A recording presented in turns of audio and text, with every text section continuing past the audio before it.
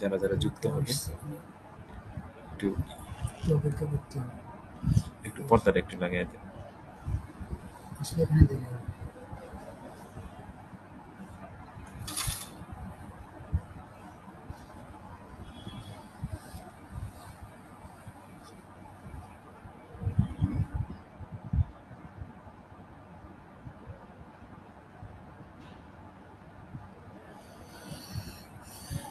আওয়াজ বন্ধ করে দিব। বন্ধ করে দিতে হবে, বন্ধ করে আসো।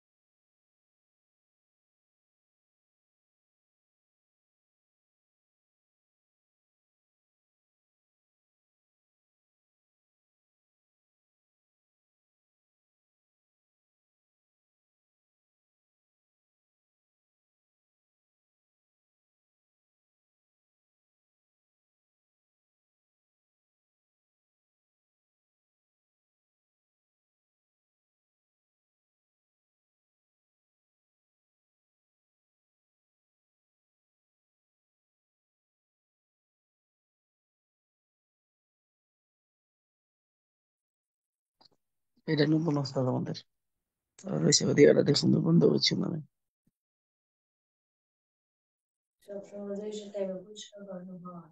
হুম। হুম।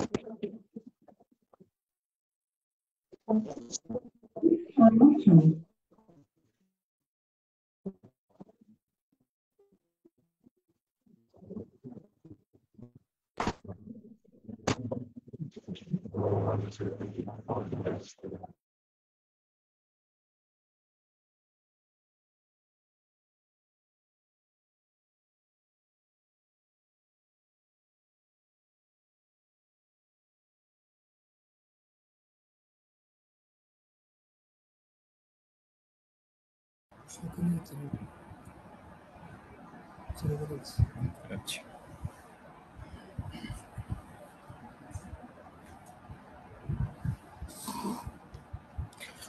আসসালামু আলাইকুম রহমতুল্লাহ। রহমতুল্লাহি বারাকাত। ওস্তাদ জি ওয়ালাইকুম কেমন আছেন? আসসালাম। জি আলহামদুলিল্লাহ, আমি ভালো। আপনারা কেমন আছেন?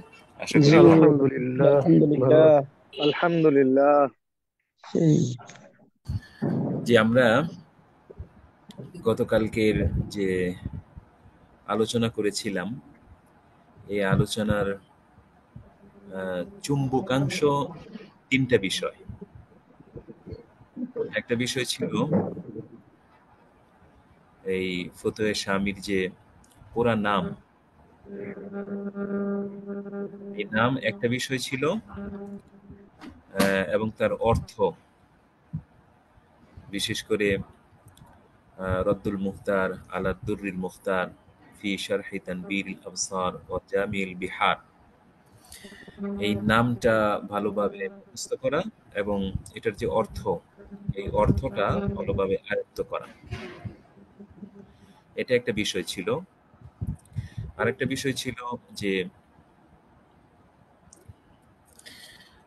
আল্লামা শামী রহমতুল্লাহ আলাই, তিনি প্রাথমিক জীবনে বাবার যে ব্যবসায়িক কাজ, ওই ব্যবসায়িক কাজের মধ্যে তিনি শরিক ছিলেন এবং সেখানে তিনি কোরআন তেলাওয়াত করতেছিলেন। তো তার পাশ দিয়ে যখন একজন আল্লাহওয়ালা বুজুর্গ ব্যক্তি গমন করেন, তার তেলাওয়াত শুনে তখন তিনি বলেছিলেন যে তোমার মধ্যে দুইটা ভুল পাওয়া যায়। একটা হইলো তোমার কোরআন তেলাওয়াত এটা তাজবিদ অনুযায়ী না, আরেকটা হইলো যে তুমি হয়তো কোনো মুরব্বীর নেগরানিতে চলো না। যদি এই দুইটা বিষয় তোমার মধ্যে পাওয়া যায় তাহলে তুমি একসময় অনেক বড় হতে পারবে। এবং এছাড়াও আরো অনেক নসিহত পেশ করেন, যার ফলে আল্লামা শামী রহমতুল্লাহ আলী তিনি উদ্বুদ্ধ হন এবং উনাকে বলেন যে আমি কিভাবে তাজবিদ সহ কোরআন তেলাওয়াত করতে পারি, আমাকে একটু যিনি কারি হবেন এবং এ বিষয়ে পারদর্শী হবেন এমন একজনের সন্ধান দিয়া দেন। তো তখন সেই বুজুর্গ একজন কারি সাহেবের কথা বলেন। তো ওনার কাছে তিনি তাজবিদ সহ কোরআন শরীফ শিখেন এবং কোরআন শরীফ মুখস্থ করেন। তো যার নাম ছিল শায়েখ মোহাম্মদ সাঈদ আল হামাউই। তো তো উনি যেহেতু ইমাম শাফি রহমতুল্লাহ আলের মাযহাবের অনুসারী ছিলেন, এই জন্য প্রাথমিক পর্যায়ে ইমাম আল্লামা শামী রহমতুল্লাহ আলী তিনি শাফি রহমতুল্লাহ আলের মাযহাবের দিকে তিনি ঝুঁকে গিয়েছিলেন। পরবর্তীতে অন্যান্য এলেম হাসিল করার জন্য তিনি মোহাম্মদ শাকির বিন আলী আল আক্কাদ রহমতুল্লাহ আলী, তো ওনার শরণাপন্ন হন এবং ওনার কাছে তিনি অন্যান্য যে এলেম, যেমন ফিকহ হানাফি, উসুল ফিকহ, ফারায়েজ, হিসাব, আকায়েদ, তাসাউফ ইত্যাদি এলেম হাসিল করেন। তো যার ফলে ওনার প্রতি ওনার অনেক বেশি টান ছিল। আর এই মোহাম্মদ শাকির বিন আলী আল আক্কাদ তিনি ইমাম আবু হানিফা রহমতুল্লাহ আলাই এর মাযহাব অনুসারী ছিলেন। তো পরবর্তীতে আল্লামা শামী রহমতুল্লাহ আলাই এই ইমাম আবু হানিফা রহমতুল্লাহ আলাইহির মাযহাবের প্রতি তিনি ঝুঁকে যান। ওস্তাদ জি, শামী রহমতুল্লাহ আলাইহির নামটা ভুলে গেছি। শামী রহমতুল্লাহ আলাইহির নাম জি, মোহাম্মদ আমিন। মোহাম্মদ আমিন। মোহাম্মদ আমিন। হ্যাঁ, হ্যাঁ, মোহাম্মদ আমিন। আপনারা এই ফতোয়া স্বামী যদি আপনাদের কাছে থাকে তাহলে এটার প্রথম পৃষ্ঠাটা আপনারা যদি বের করেন, সেখানে দেখবেন লেখা আছে মোহাম্মদ আমিন শাহিন ইবনে আবিদিন।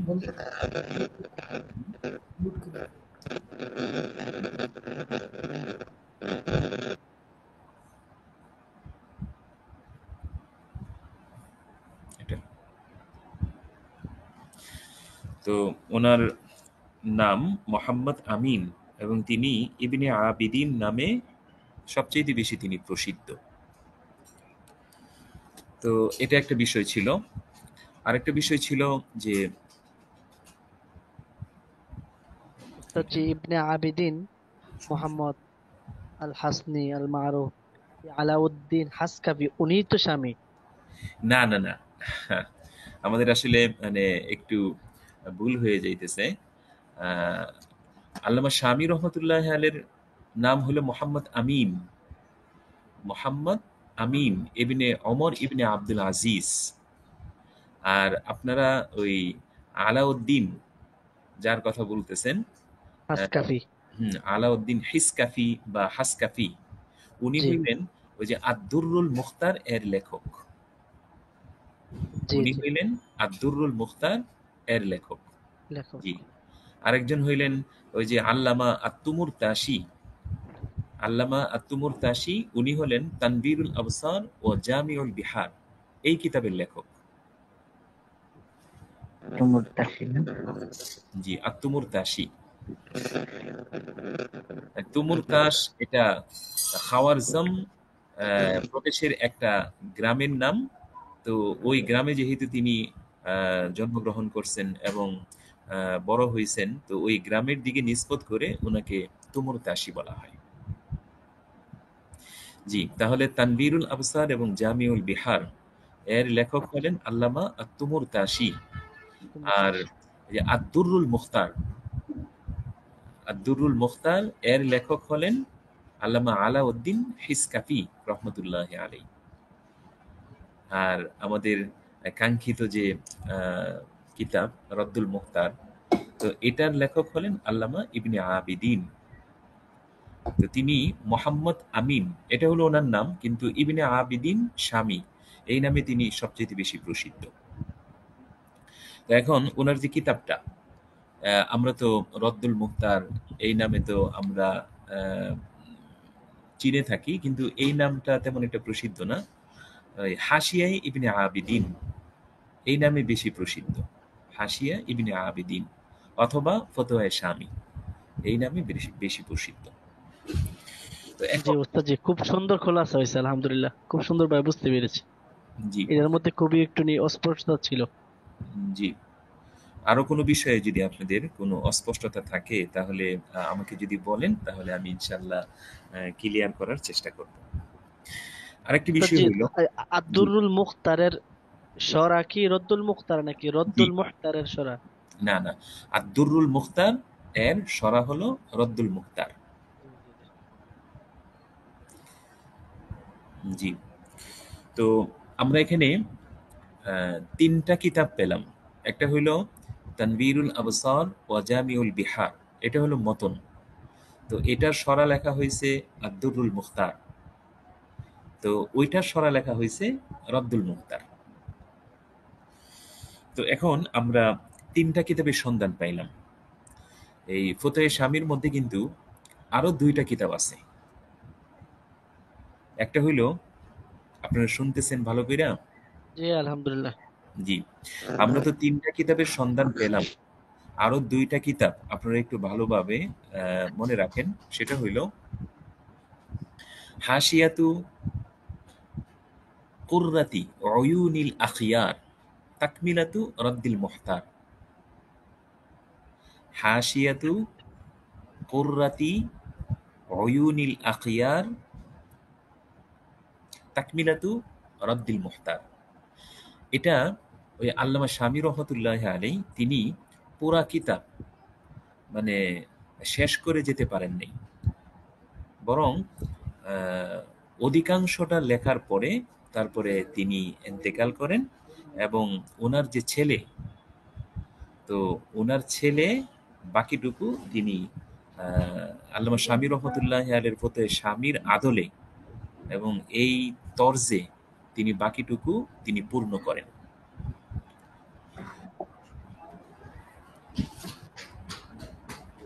তো আল্লামা শামী রহমতুল্লাহ আলের যে ছেলে, তো উনি এই তাকমিলা লেখেন, যেটাকে তাকমিলায়ে রদ্দিল মুহতারও বলা হয়। যেমন আহ, ফতে শামী যে আল্লামা শামী রহমতুল্লাহ আলী লিখেছেন, এটা 4 স্তরে তিনি লিখেছেন।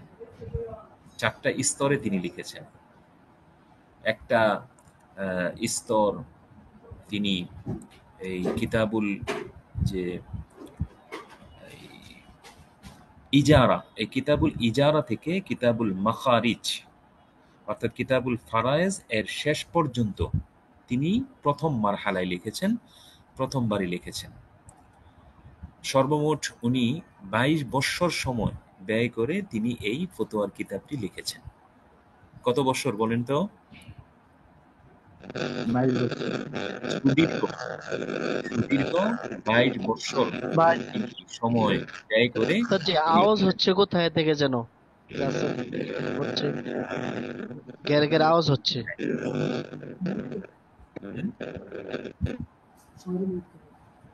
আচ্ছা, তাহলে আমার আওয়াজটাই আপনারা শুনেন। জি, এখন শোনা যাচ্ছে। জি,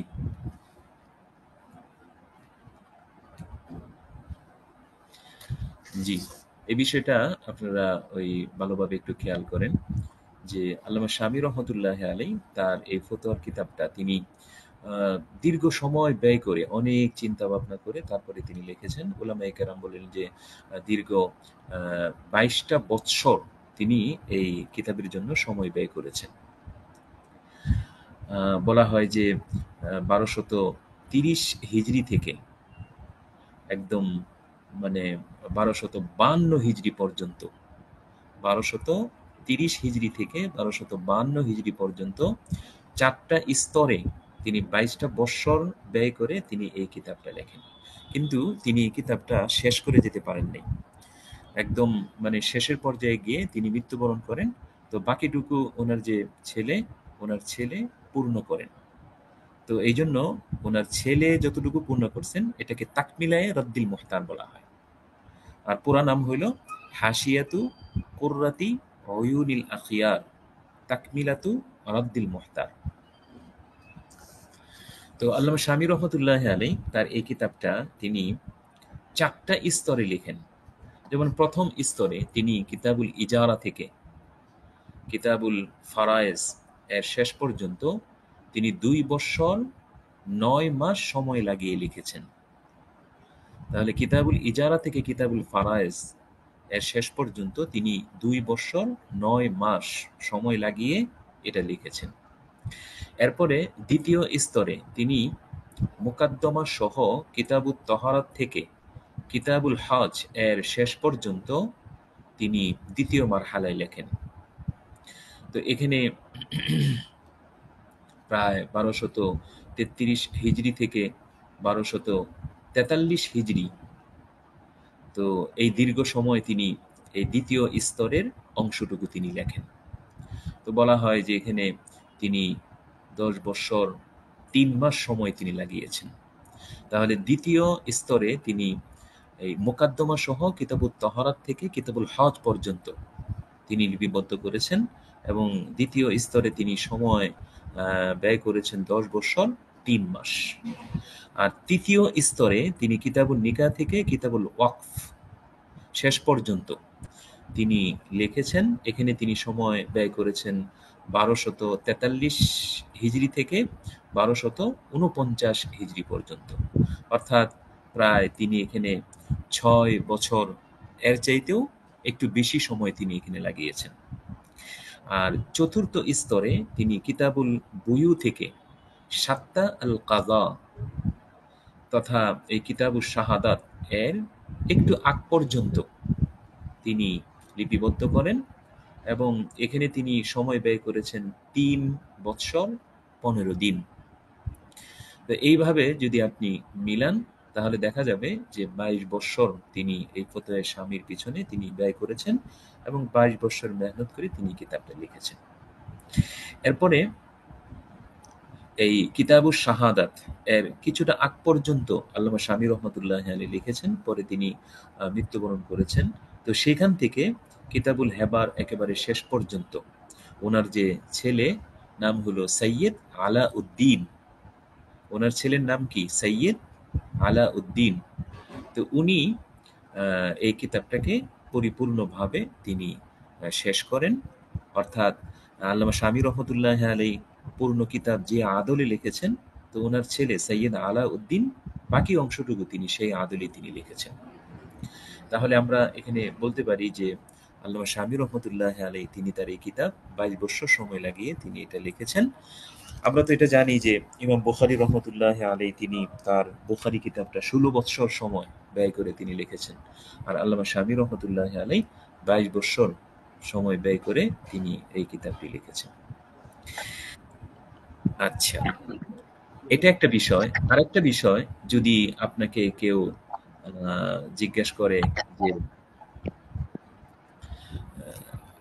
দুররে মুখতার তথা আদ-দুররুল মুখতার এই কিতাবটা আল্লামা শামী রহমতুল্লাহ আলাই কার কাছে অধ্যয়ন করেছেন, কেউ যদি আপনাকে এটা বলে, তখন আপনি বলবেন যে ওই যে শায়েখ আক্কাদ, ওই যে বলা হয়েছিল যে মোহাম্মদ শাকির বিন আলী আল আক্কাদ, তার কাছে যে তিনি জ্ঞান অর্জন করেছেন, তো ওনার কাছেই তিনি ফতোয়া শামীর দরস গ্রহণ করেছেন।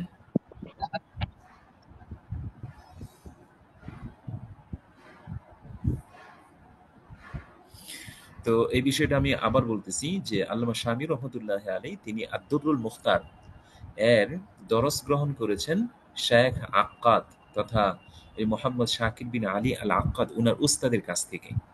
তবে তিনি তার উস্তাদের কাছ থেকে এই কিতাব পরিপূর্ণভাবে অধ্যয়ন করতে পারেন নাই। কিছু পড়ার পরে তারপরে তার শায়েখ এন্তেকাল করেছেন। এন্তেকাল করার কারণে পরবর্তীতে ওনার ছাত্র ওনার স্থলাভিষিক্ত হন। যেমন ওনার ছাত্র শায়েখ সাঈদ হালবি ওনার স্থলাভিষিক্ত হন এবং ওনার কাছে এই আদ-দুররুল মুখতারের বাকি অংশটুকু তিনি অধ্যয়ন করেন। পরবর্তীতে শায়েখ হালবি রহমতুল্লাহ আলাই তিনি যখন দেখলেন যে ছাত্রের অনেক বেশি মেধা এবং অনেক বেশি সমজ, তখন শায়েখ হালবি রহমতুল্লাহ আলাই আল্লামা শামী রহমতুল্লাহ আলাইকে বললেন যে তুমি আদ-দুররুল মুখতারের উপরে একটা সরা লেখো, হাসিয়া লেখো। তো তিনি ওই তার শায়েখ হালবি রহমতুল্লাহ আলাই, তো ওনার নির্দেশ ক্রমে তিনি ফতোয়া শামীর তিনি আদ-দুররুল মুখতারের এই হাসিয়াটা লিপিবদ্ধ করেন।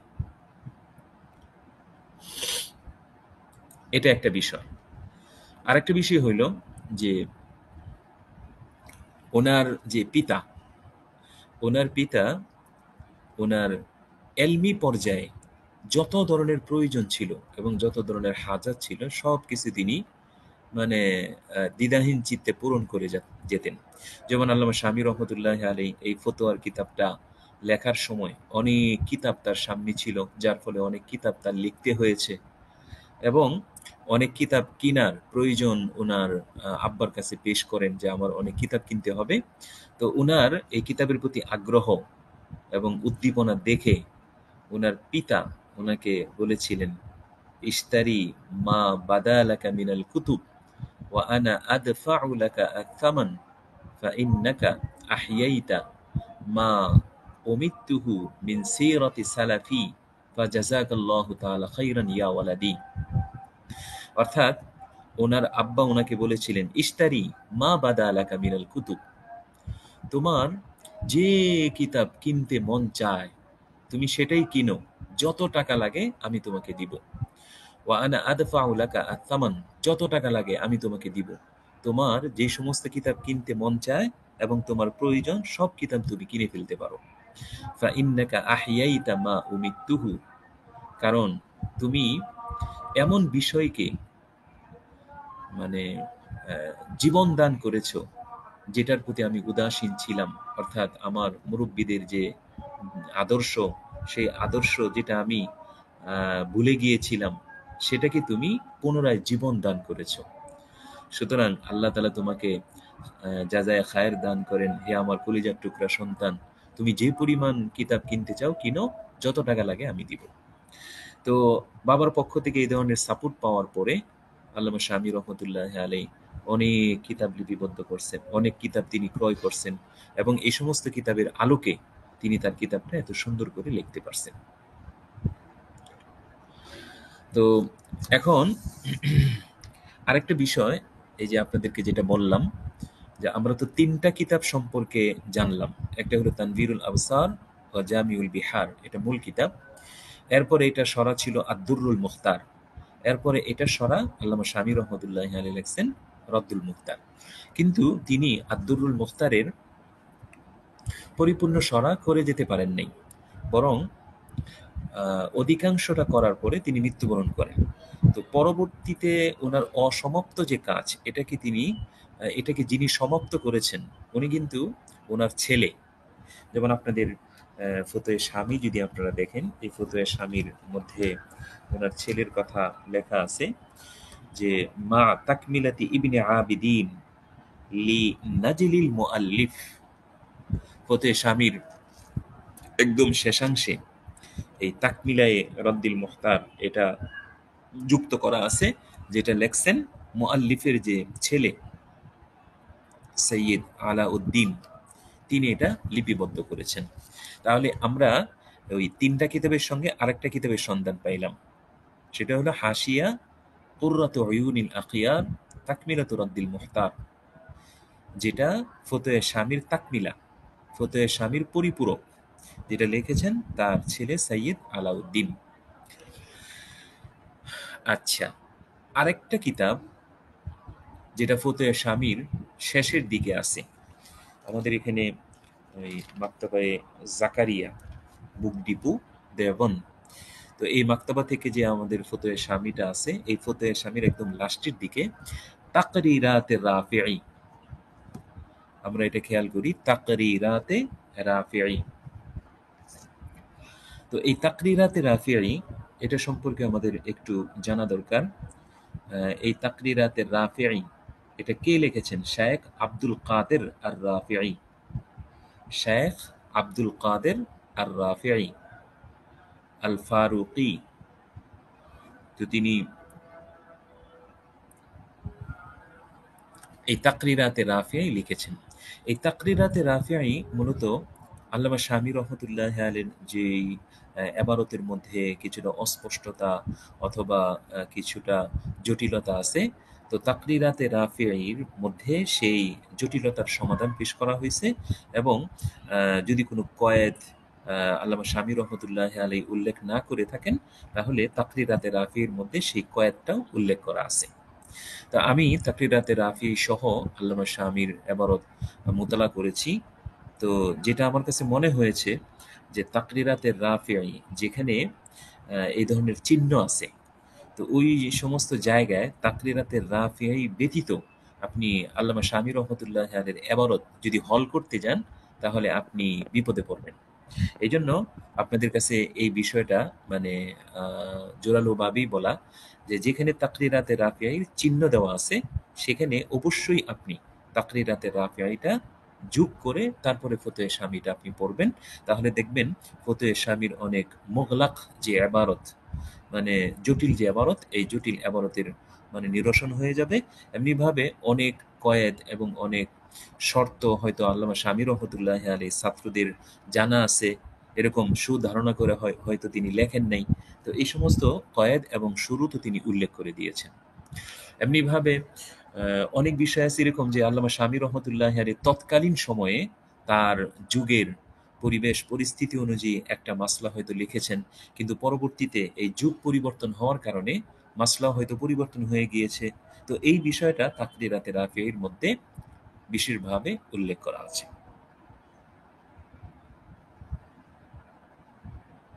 তাকরিরাতে রাফিঈ, জি, এটা মূলত শেখ আব্দুল কাদের আর রাফিঈ ওনার ব্যাখ্যা, ওনার টিকা। তো তাকরিরাতে রাফিঈ শেখ আব্দুল কাদের আর রাফিঈ ওনার ব্যাখ্যা এবং ওনার টিকা। অর্থাৎ আল্লামা শামী রহমতুল্লাহ আলাইহির যে সমস্ত এবারতের ক্ষেত্রে ওনার সন্দেহ হয়েছে অথবা ওনার পরিবর্তন করা উপযোগী মনে হয়েছে, তো এই সমস্ত জায়গায় তিনি এই চিহ্ন দিয়ে তিনি ব্যাখ্যা করেছেন এবং জটিলতা নিরসনের জন্য চেষ্টা করেছেন। তাহলে আমরা আজকে দুইটা কিতাব পাইলাম। একটা হইলো আল্লামা শামী রহমতুল্লাহ আলের যে ছেলে ওনার, আরেকটা হইলো তাকরিরাতে রাফিঈ, শায়েখ আব্দুল কাদের আর রাফিঈ ওনার কিতাব। তো এখন আমরা এই বিষয়টা নিয়ে আলোচনা করব যে তানবীরুল আবসার এবং জামিউল বিহার এই যে কিতাবটা, এবং আদ-দুররুল মুখতার এই কিতাবটা, আর রদ্দুল মুখতার এই কিতাবের মানে স্তর কি, বা এই কিতাবগুলো ফিকহি কোন ধরনের কিতাবের মানে অন্তর্ভুক্ত হয়। যেমন আমরা জানি ফুকাহে কেরাম বলেছেন যে ফিকহের উপরে যত কিতাব লেখা হয় এই সমস্ত কিতাবকে তিন ভাগে ভাগ করা হয়। একটা হলো আল ফিকহুল মুজাররাদ, একটা হলো আল ফিকহুল মুজাররাদ, যে সমস্ত কিতাবের মধ্যে শুধুমাত্র ফিকহের মাসলা উল্লেখ করা হয়, সেখানে দলিল উল্লেখ করা হয় না, এমনিভাবে অন্যান্য মাযহাবের সঙ্গে তুলনামূলক যে বিশ্লেষণ এটাও উল্লেখ করা হয় না, বরং শুধুমাত্র মাসলা মাসাইল উল্লেখ করা হয়। তো এই সমস্ত কিতাবকে আল ফিকহুল মুজাররাদ বলা হয়। আর আরেকটা হইল আল ফিকহুল মুকারান, অর্থাৎ যে সমস্ত কিতাবের মধ্যে আমাদের মাযহাব অনুযায়ী মাসলা লেখার পাশাপাশি তো এই মাসলার ক্ষেত্রে অন্যান্য মাযহাবের মতামত কি, ওই মতামতগুলো উল্লেখ করা হয়েছে, এবং অন্যান্য মতামতের সঙ্গে আমাদের মতামতের তুলনামূলকভাবে যে একটা বিশ্লেষণ, এই বিশ্লেষণও উল্লেখ করা হয়েছে। তো অন্যান্য মতামতের সঙ্গে আমাদের মতামতের এক ধরনের বিশ্লেষণ ধর্মী যে আলোচনা যেই কিতাবের মধ্যে আছে, ফিকহের যেই কিতাবের মধ্যে আছে, ওই কিতাবকে আল ফিকহুল মুকারান বলা হয়। তাহলে একটা হলো আল ফিকহুল মুজাররাদ, যেখানে শুধুমাত্র মাসলা মাসাইল আছে, না দলিল আছে, না অন্যান্য মাযহাবের সঙ্গে তুলনামূলক বিশ্লেষণ করা হয়েছে। আর আরেকটা হলো আল ফিকহুল মুকারান, যেখানে মাসলা উল্লেখ করার সঙ্গে সঙ্গে অন্যান্য মাযহাবের যে মত সেটার সঙ্গেও তুলনামূলকভাবে বিশ্লেষণ উল্লেখ করা হয়েছে। আর আরেকটা হইল আল ফিকহুল মুদাল্লাল। আল ফিকহুল মুদাল্লাল ওই সমস্ত ফিকহের কিতাবকে বলা হয় যেখানে মাসলাগুলো দলিল সহ উল্লেখ করা আছে। তো আমরা যেহেতু এই মাসলা মাসাইলের কিতাবগুলোকে তিন ভাগে আমরা বিভক্ত করলাম, একটা হলো আল ফিকহুল মুজাররাদ, আল ফিকহুল মুকারান, আরেকটা হলো আল ফিকহু আল মুদাল্লাল। এখন স্বাভাবিকভাবে আপনার মনে হয়তো প্রশ্ন জাগে যে আমরা যে তানবীরুল আবসার, জামিউল বিহার বা আদ-দুররুল মুখতার এগুলো কোন স্তরের কিতাব। তো আমরা বলবো যে তানবীরুল আবসার ও জামিউল বিহার এবং আদ-দুররুল মুখতার এই দুইটা এটা আল ফিকহুল মুজাররাদের পর্যায়ে পড়ে। এখানে শুধুমাত্র মূল মাসলাগুলো উল্লেখ করা হয়েছে। আর আল্লামা শামী রহমতুল্লাহ আলাইহি যেটা লিখছেন এটা আল ফিকহুল মুদাল্লাল, অর্থাৎ এখানে তিনি সবগুলো দলিল হয়তো তিনি তেমনভাবে উল্লেখ করেন নাই, কিন্তু অধিকাংশ মাসলাটি তিনি দলিল উল্লেখ করেছেন। যেমন ফতহুল কাদির, এটা এমন একটা কিতাব যেখানে ওই সব মাসলার বিস্তারিতভাবে দলিল উল্লেখ করা হয়েছে। আল্লামা শামী রহমতুল্লাহ আলাইহিও অধিকাংশ মাসলার ক্ষেত্রে তিনি দলিলে আকলি, দলিলে নাকলি এগুলো তিনি উল্লেখ করেছেন। তাহলে আমরা বলতে পারি যে ফতোয়ে শামী এটা আল ফিকহুল মুদাল্লাল এর স্তরে। আচ্ছা, তো আমরা ফতোয়ে শামী এবং এর যে তাকমিলা, এই তাকমিলাটাও আমরা পড়লাম, সাথে সাথে তাকরিরাতে রাফিঈ এটাও আমরা পড়লাম। তাহলে আমরা এখানে মোট 5টা কিতাব পাইতেছি। একটা হইল তানবীরুল আবসার ও জামিউল বিহার, এটা মূল মতন, এর সরা লেখা হয়েছে আদ-দুররুল মুখতার, এর সরা লেখা হয়েছে রদ্দুল মুখতার, এর তাকমিলা লেখা হয়েছে হাশিয়াতু কুররাতি উয়ুনিল আখিয়ার, তাকমিলা রদ্দুল মুখতার। আর এই রদ্দুল মুখতারের ব্যাখ্যা আরেকটা করা হয়েছে, সেটা হলো তাকরিরাতুর রাফিঈ, তাকরিরাতুর রাফিঈ। তাহলে আমরা 5টা কিতাব এখানে পাইলাম। তো আমরা এই 5টা কিতাব আমরা একদম সরজমিনে যদি ফতোয়া স্বামী থেকে আমরা বের করতে চাই, তাহলে সহজ হইল যে আপনি ফতোয়া স্বামীটা খুলবেন। ফতোয়া স্বামী তো 12 খণ্ড বা 14 খণ্ড, তো যে কোনো একটা ফতোয়া স্বামী আপনি খুলবেন। খোলার পরে দেখবেন একটা মার্জিন আছে। এই মার্জিনের উপরে দুইটা ইবারত, একটা হইল ব্র্যাকেট বন্দি, আরেকটা হইল ব্র্যাকেট মুক্ত। আবার বলতেছি যে মার্জিন ফতোয়া স্বামীর ভিতরে দেখবেন অনেক লম্বা একটা টান দেওয়া, যেটাকে মার্জিন বলা হয়। তো এটার উপরে ইবারতের দুইটা অংশ, একটা হইল ব্র্যাকেট বন্দি এবং উপরেও একটা টান আছে। তো এতটুকু হইল তানবীরুল আবসার ও জামিউল বিহার এর অংশ। আর ওই ব্র্যাকেট এবং উপরে টান মুক্ত যে ইবারতটা আছে, এটা হলো আদ-দুররুল মুখতার। তাহলে ব্র্যাকেট বন্দি এবং উপরে টান, এটা হইল তানবীরুল আবসার ও জামিউল বিহার। আর ব্র্যাকেট বন্দির বাহিরে যে অংশটুকু আছে, এটা হইল আদ-দুররুল মুখতার। এরপরে এই মার্জিনের নিচে যে অংশটুকু আছে, এটা হইল রদ্দুল মুখতার। মার্জিনের নিচে যে অংশটুকু আছে, এটা হইল রদ্দুল মুখতার, অর্থাৎ ফতোয়া স্বামী। এরপরে আপনারা উস্তাদ জি, এখানে আপনার যেই দুইটা মার্জিন আছে, মার্জিনের ভিতরটা হচ্ছে গিয়া তানবীরুল আবসর ও জামিউল বিহার। জি আপনি এর দেখেন, জি উপরেরটা উপরেরটা উপরেরটা হচ্ছে আদ-দুররুল মুখতার। জি জি আপনি দেখেন, এই যে মার্জিনের উপরে কিন্তু দুইটা ইবারত আছে, একটা হলো মোটা এবং জি জি ব্র্যাকেট বন্দি, আর উপরে টান আছে। এটা হইল তানবীরুল আবসার ও জামিউল বিহার।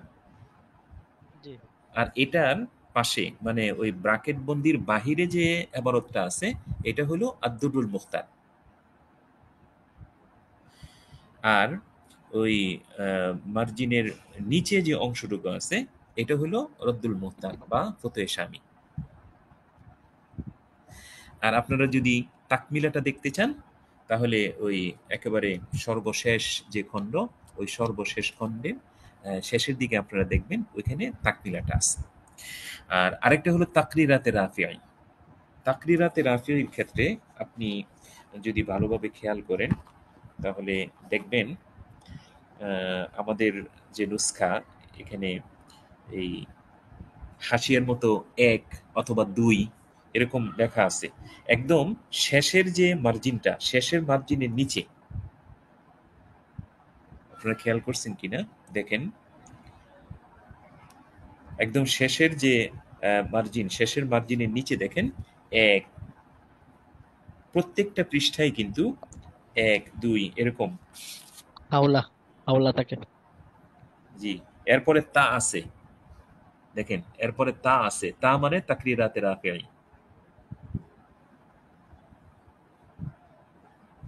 দেখেন আছে কিনা,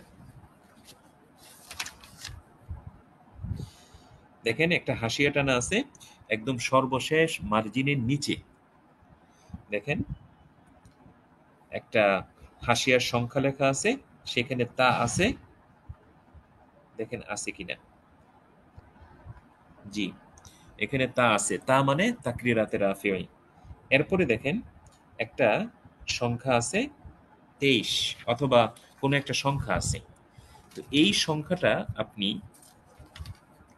এই ফতোয়া স্বামীর একেবারে যে লাস্ট, একদম লাস্টে গিয়ে আপনি এই 23 নাম্বার পৃষ্ঠাটা বের করবেন তাকরিরাতে রাফিআই থেকে। দেখেন আছে কিনা তাকরিরাতে রাফিআই। তাকরিরাতে রাফিআই থেকে আপনি 23 নাম্বার পৃষ্ঠা বের করবেন।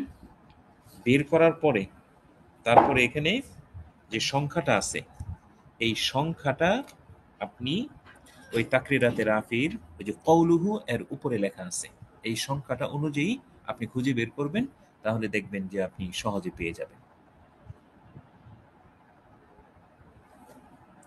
তাহলে এখানে আমরা 5টা কিতাব পাইলাম। আগে তো 3টা কিতাবের আলোচনা করা হয়েছে, আর 2টা কিতাব তো আজকে নতুনভাবে বলা হইল। তো একটা হইল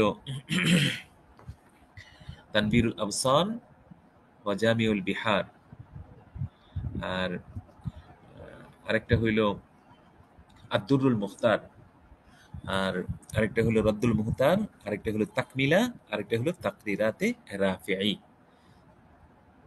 তো এই 5টা কিতাব এই ফতোয়া শামীর মধ্যে একসঙ্গে যোগ করা আছে। আচ্ছা, এখন ওই যে গতকালকে আমরা ফতোয়া শামীর মধ্যে যে সমস্ত কিতাবের নাম উল্লেখ করা আছে অথবা যে সমস্ত লেখকের নাম সংক্ষিপ্তভাবে হয়তো একটা অক্ষর অথবা কিতাবের কোনো একটা অংশ উল্লেখ করা আছে, তো এই সমস্ত ছোট কিতাবের নাম দ্বারা কি উদ্দেশ্য এই বিষয়গুলো আমরা বলতেছিলাম। তো এখানে 5 নম্বর বলা হয়েছিল যে কোনো সময় যদি নাহার শব্দ দেখেন, ফতোয়া শামীর মধ্যে নাহার শব্দ দেখেন, তাহলে এটা ইবনে নুজাইম এর নাহরুল ফায়েকের দিকে ইঙ্গিত করা হয়েছে, এটা বুঝে নেবেন। নাহার এই শব্দটা যদি থাকে তাহলে নাহরুল ফায়েক ইবনে নুজাইম লেখছেন এই কিতাবটি, এই কিতাবের দিকে ইঙ্গিত করা হয়েছে। এরপরে যদি আপনি বাহার শব্দ দেখেন, বাহার শব্দ দেখেন, তাহলে ইবনে নুজাইম তিনি বাহরুর রায়েক যে লিখেছেন ওই বাহরুর রায়েকের দিকে তিনি ইঙ্গিত করেছেন। তাহলে নাহার এটা ওমর ইবনে নুজাইম তিনি লিখেছেন, আর বাহার এটা জাইনুদ্দিন ইবনে নুজাইম তিনি লিখেছেন। তাহলে নাহার শব্দ যদি ফতোয়া শামীর মধ্যে থাকে তাহলে নাহরুল ফায়েকের দিকে ইঙ্গিত বুঝবেন, আর যদি বাহার শব্দ থাকে তাহলে বাহরুর রায়েকের দিকে ইঙ্গিত বুঝবেন। আর আরেকটা বিষয় হইল ফতোয়া শামীর মধ্যে যদি আল জাওহারা এই শব্দ যদি থাকে তাহলে এর দ্বারা আল জাওহারাতুন নাইয়্যিরা এই কিতাব উদ্দেশ্য হবে।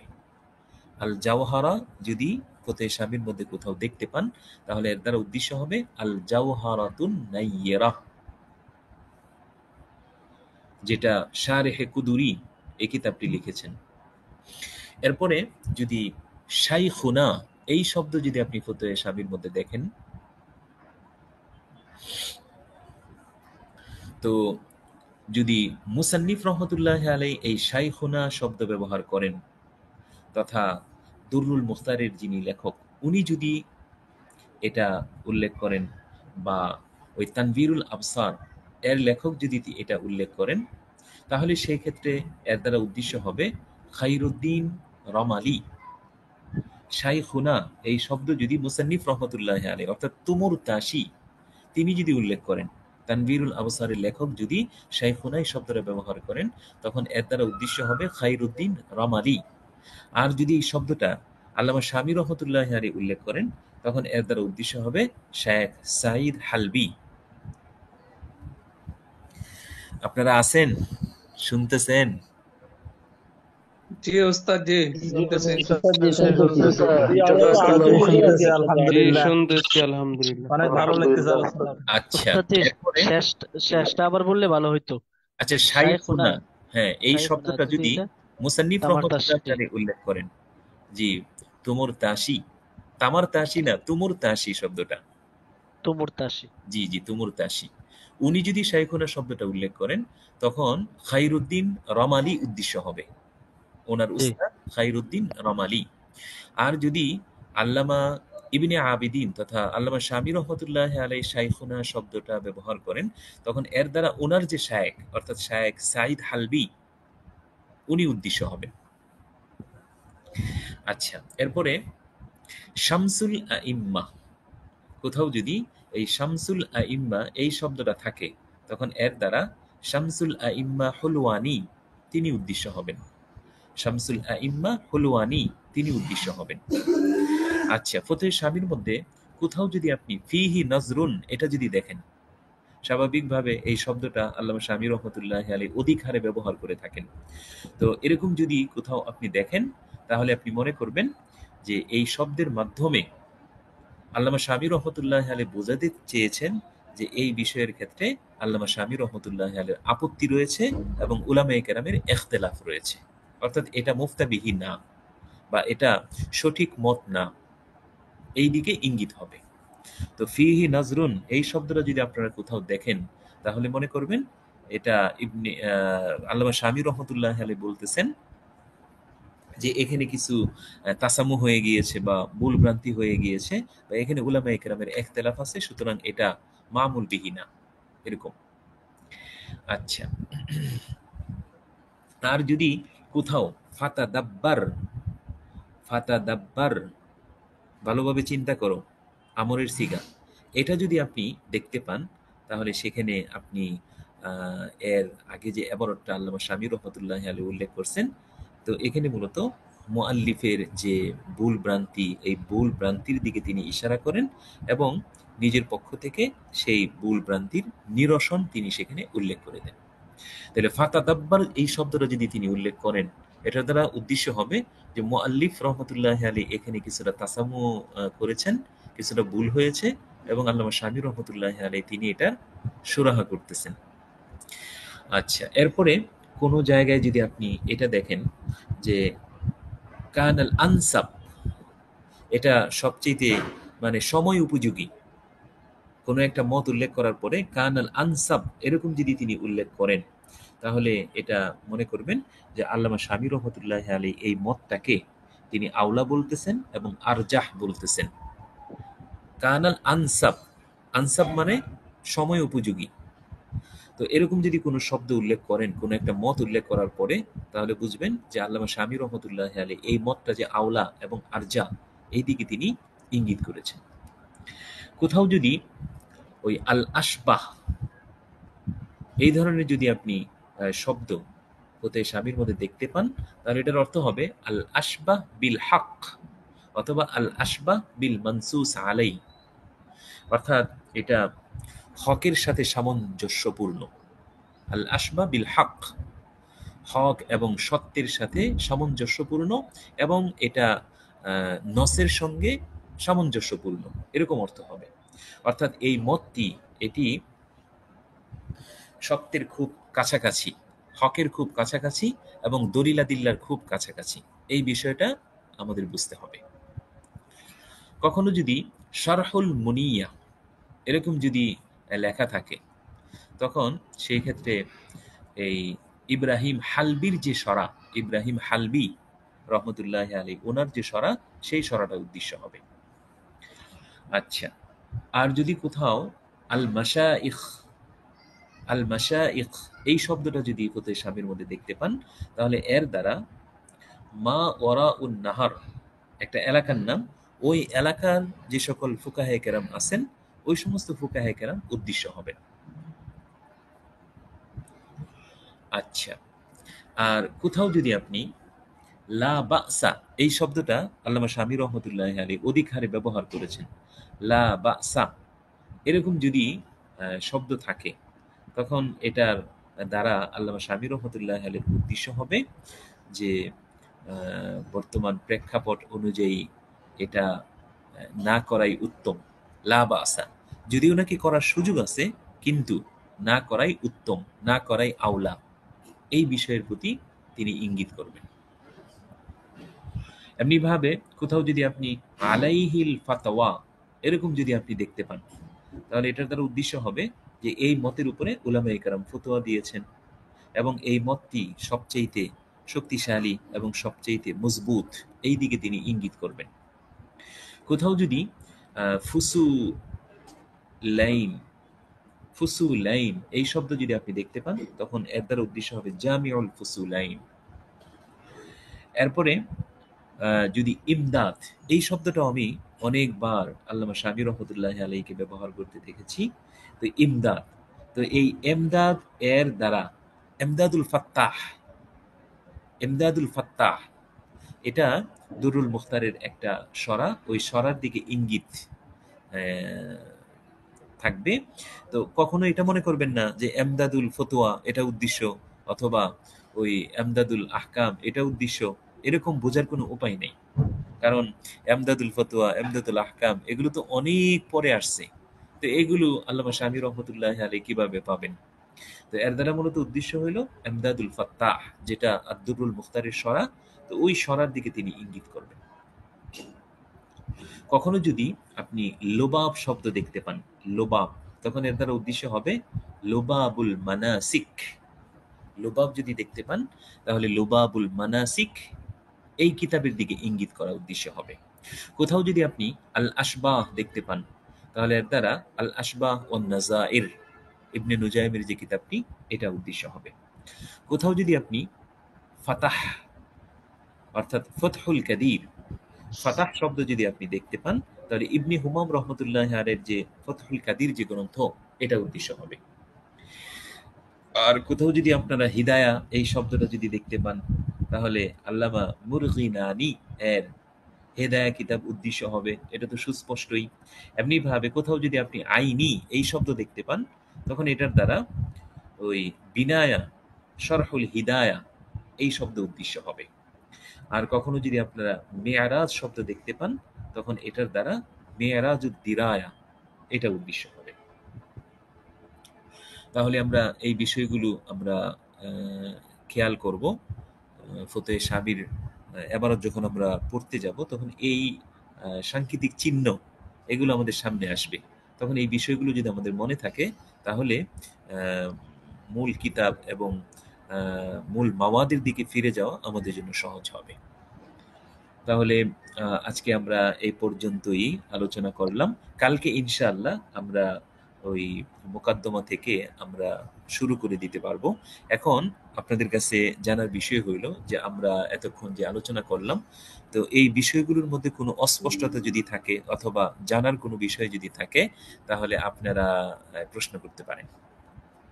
আসসালামু আলাইকুম রহমতুল্লাহি ওয়া ওয়ালাইকুম বারাকাতুহু। আসসালাম ওয়া রাহমাতুল্লাহি ওয়া বারাকাতুহু।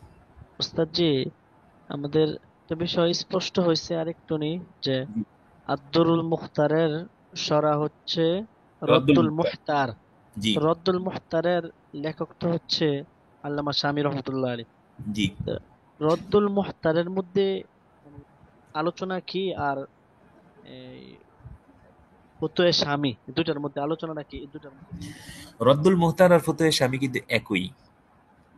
রদ্দুল মুহতার, ফতোয়ে শামী একই, এবং হাশিয়া ইবনে আবিদিন এই তিনটাই কিন্তু ফতোয়ে শামীর অপর নাম। তো তানভীরুল আবসার এবং আদ-দুররুল মুখতারের মধ্যে মাসলাগুলো সহজভাবে শুধু মাসলাগুলো উল্লেখ করা আছে। আর আল্লামা শামী রহমতুল্লাহ আলাই যেহেতু এই দুইটা কিতাবের তিনি সরা করেছেন, তো এই সরার মধ্যে এই সমস্ত মাসলার মধ্যে যদি কারো কোনো এশকাল থাকে এশকালের জবাব দিয়েছেন, কোনো অস্পষ্টতা থাকে অস্পষ্টতা দূর করেছেন, এবং এই সমস্ত মাসালার যে সমস্ত আকলি দলিল নকলি দলিল এগুলো তিনি উল্লেখ করেছেন। এবং এই সমস্ত মাসলার ক্ষেত্রে অনেক আকওয়াল আছে, আকওয়াল উল্লেখ করার পরে তারপরে রাজেহ কোনটা এই বিষয়টা তিনি স্পষ্ট করে দিয়েছেন। জাযাকাল্লাহ। জি, কোনো বিষয়ে যদি অস্পষ্টতা অথবা কোনো প্রশ্ন থাকে তাহলে করতে পারেন। যে এখানে বাহরুর রাইক আর নাহরুর রাইক জি দুটো জি। যদি অনুযায়ী এখানে নামটা আমাকে কি বলা হয়েছিল? ও আচ্ছা আচ্ছা। এই যে কোনো সময় যদি আপনারা এই যে নাহার শব্দ দেখতে পান, নাহার, তাহলে ইবনে নুজাইম অর্থাৎ ওমর ইবনে নুজাইম এর কিতাব নাহরুল ফাইক, নাহরুল ফাইক এই কিতাব উদ্দেশ্য হবে। জি। আর যদি বাহার শব্দ দেখতে পান তখন জাইনুদ্দিন ইবনে নুজাইম ওনার লেখা বাহরুর রায়েক এই কিতাবটা উদ্দেশ্য হবে। ওনারা দুই ভাই, একজনে নাহরুল ফায়েক লিখেছেন আর একজন বাহরুর রায়েক লিখেছেন। এই উভয়টাই কিন্তু কানজের সরা, কানজুদ দাকায়েক এর সরা। জি শুকরিয়া। উস্তাদ জি জি, জি আমার সামনে ফতোয়ে শামী কিতাবটা আছে, 12 জি নম্বর খণ্ড। শুধু আপনি বলছেন দেখে নিলাম এখন জি। দেখার জন্য আর কি। লাস্টে যে জি। একটা কথা বলা হয়েছিল যে তাকলিলা, তাকরিরাতে রাফে, জি তাকরির রাফে, এটা চিহ্নটা কিভাবে, এটা দেখতে পারতেছি না, বুঝতে পারতেছি না। তাকরিরাতে রাফি আপনার এখানে মানে কোন মাকতাবা থেকে, এটা কোন মাকতাবা থেকে? আমার এখানে এটা আছে মাকতে আশরাফিয়া। ও, আমাদের কাছে জাকারিয়া বুক ডিপো, দেওবন, সাহারানপুর। আমাদের দামেস্কের। ও আচ্ছা আচ্ছা, আপনাদের শেষে আছে কিনা। অনেক সময় এই যে তাকরিরাতে রাফিঈ এটা ভিন্নভাবে ছাপানো হয়েছে, হ্যাঁ। আর ওই যে জি জাকারিয়া বুক ডিপো এই মাকতাবা থেকে যে কিতাবটা ছাপানো হয়েছে এটা লাস্টে তাকরিরাতে রাফিঈকে যোগ করা হয়েছে। জি ও আমাদের যেই মানে চারটা ভাগে ভাগ আছে, তার মাঝখানে যেটা আছে তানবীরুল আবসার, জি নিচেরটা আছে রদ্দুল মুখতার, উপরেরটা আদ-দুরুল মুখতার। জি জি তারপরে নিচে আরেকটা মার্জিন দিয়ে এই একটা টিকা দেওয়া আছে যে রাওয়াহু দারাকুতনি ফি কিতাব আল ওয়াসায়া আল হাদিসি। এগুলোর হাওলা দেওয়া হয়েছে এতটুকু। এটা এটা তো তালিক, হ্যাঁ। এটা তালিক। জি জি, এটা তালিক, এটা তাকরিরাতে রাফিঈ না। এই তালিক এবং তাহকিক করছেন শায়েখ আদেল আহমদ আব্দুল মওজুদ এবং শায়েখ আদি মোহাম্মদ মুআওয়াজ, ওনারা এটার তালিক লিখছেন। তো এটা জি এই জি কিতাবের তেমন একটা অংশ না, এটা শুধু তালিক।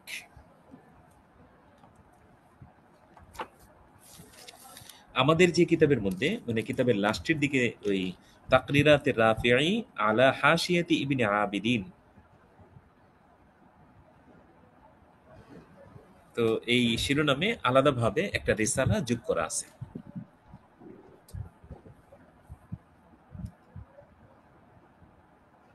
জি যে ওই আর কোনো বিষয়? জি, স্বামী রহমতুল্লাহর ছেলে যে হাসিয়াটা লিখেছেন ওটার নাম একটু ছেলে ছেলে হাসিয়া লেখেন নাই, তাকমিলা লিখেছেন। ওটার নামটা কি বলা হয়েছিল? ওটার নাম হইল হাসিয়াতু কুররাতি উয়ুনিল আখিয়ার। হাসিয়াতু কুররাতি উয়ুনিল আখিয়ার তাকমিলাতু রাদ্দিল মুহতার।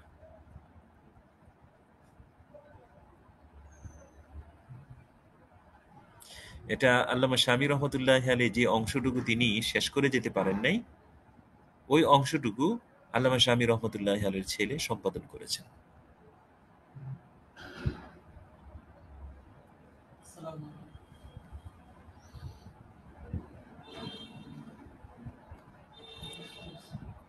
দুই মিনিট।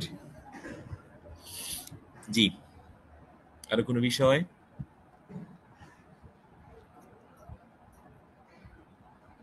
উস্তাদ জি, আমার যে কিতাবটা এখানে দেখা যাইতেছে এটার মধ্যে তাকরিয়াত আমি না, এখানে তো আপাতত দেখা যাচ্ছে না। আরেকটু নিচে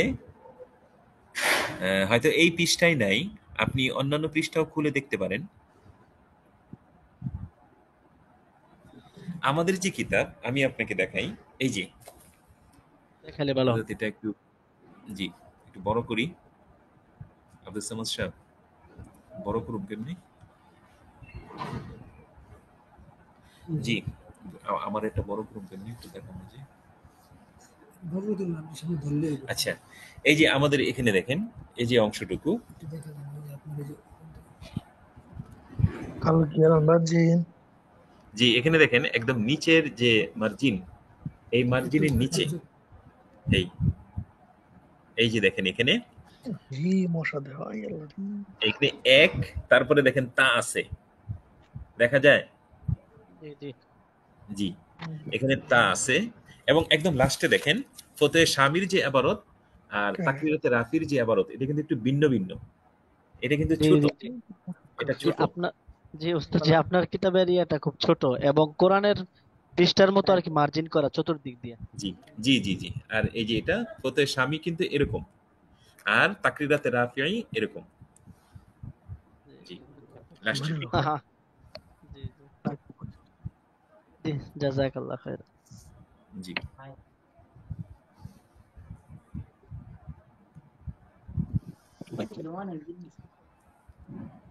যে আরো কোনো প্রশ্ন? আমরা কালকে ইনশাআল্লাহ আমাদের ফতোয়ে শামির যে মতন, ওই মতন থেকে আমরা শুরু করতে পারবো। উস্তাদ জি, মানে একজনে মেসেজ লিখছিল আর কি, এটা ছেলে না মেয়ে জানি না, মানে হাসিয়াতু কুররাতু উয়ুন, এর পরের অংশটা কি ছিল জানতে চাইছে। হাসিয়াতু কুররাতি উয়ুনিল আখিয়ার। জি হাসিয়াতু কুররাতি উয়ুনিল আখিয়ার তাকমিলাতু রাদ্দিল মুহতার। তাকমিলাতুর রদ্দিল মুখতার। জি, হাশিয়াতু কুররাতি উয়ুনিল আখিয়ার, আখিয়ার তাকমিলাতু রাদ্দিল মুহতার। মেসেজ আমি দেখতে পারবো না। আচ্ছা আচ্ছা,